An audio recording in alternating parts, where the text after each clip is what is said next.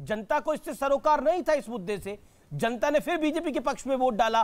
क्या आपको लगता है, मेरा पॉइंट यह है कि आप या तो अपना पॉइंट एस्टैब्लिश नहीं कर पा रहे जनता के बीच में, खासतौर पर इन राज्यों के अंदर जहां आप जाने की कोशिश कर रहे हैं। क्या आपको लगता है कि इस समय आप कह रहे हैं गुजरात में हम आ रहे हैं, हम जीत रहे हैं इसलिए बीजेपी को दिक्कत है, हिमाचल में हम जीत रहे हैं इसलिए बीजेपी को दिक्कत है, इसी तरह की दिक्कत आप कह रहे थे हरियाणा में होगी, आदमपुर के अंदर बहुत अच्छा वोट बैंक होगा आम आदमी पार्टी का, लेकिन वहां पे 2% से भी कम वोट बैंक आया, जमानत जब्त हो गई। क्या आपको लगता नहीं आप शोर ज्यादा मचाते हैं? Sudhanshu, hold on, let him answer. Amish ji, Bharat की राजनीति में 10 वर्षों के अंदर सबसे तेजी से बढ़ने वाली हिंदुस्तान की कोई पार्टी है तो आम आदमी पार्टी है, जिसने 2 राज्यों में 10 साल के अंदर सरकार बना ली। जरा हमारे मित्र सुधांशु जी की पार्टी का इतिहास पूछ लीजिए। 40 साल से केरल में लगातार जमानत हुई, जब 40 साल तक इनकी जमानत जब्त हो रही है तमिलनाडु में, 40 साल से इनकी जमानत जब्त हो रही है आंध्र प्रदेश में। राज्य दर राज्य हमारी विश्वसनीयता भी बढ़ रही है, संगठन भी बढ़ रहा है, चुनाव भी हम जीतेंगे। गुजरात के अंदर आज ये दोनों लोग क्यों बौखलाए हुए हैं? गुजरात में इसलिए बौखलाए हुए हैं कि आम आदमी पार्टी की सरकार बनने जा रही है गुजरात में। 300 यूनिट की अरविंद केजरीवाल की गारंटी की योजना गांव-गांव में घर घर में पहुंच गई है। 3000 रुपए बेरोजगारी भत्ता देने का घर घर में पहुंच गया है।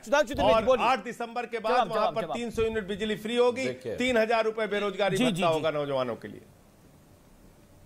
देखिए, इन्होंने एक बात बिल्कुल सही कही कि ये 8 साल के अंदर सबसे तेजी से सत्ता में पहुंचने वाली पार्टी है। मैं संजय जी की बात में और संशोधन किए देता हूं।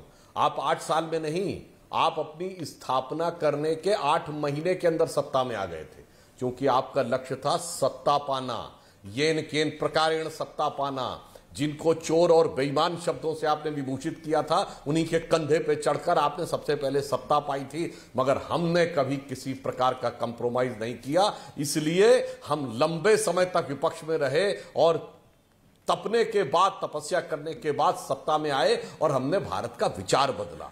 ये हमारी, और आपने गलती की बात कही। अब पता नहीं है केजरीवाल जी गलती करते हैं या केजरीवाल जी बहुत सोच समझ के करते हैं। 8 साल में इतनी बार आप लोगों ने अपना स्टैंड चेंज किया है।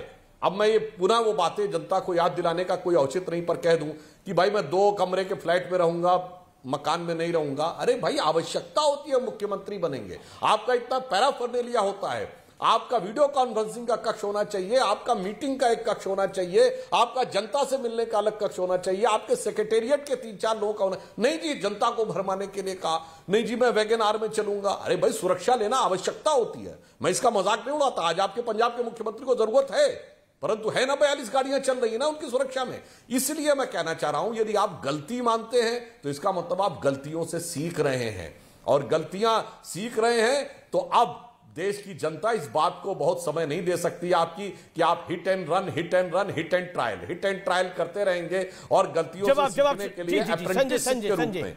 क्योंकि दिल्ली तो अलग, जो पंजाब की जनता भुगत रही है, वो जिसे कहते हैं इनके हिट एंड ट्रायल की अप्रेंटिसशिप की कॉस्ट भुगत रही है। अब कोई और प्रदेश उस कॉस्ट को भुगतने को तैयार है।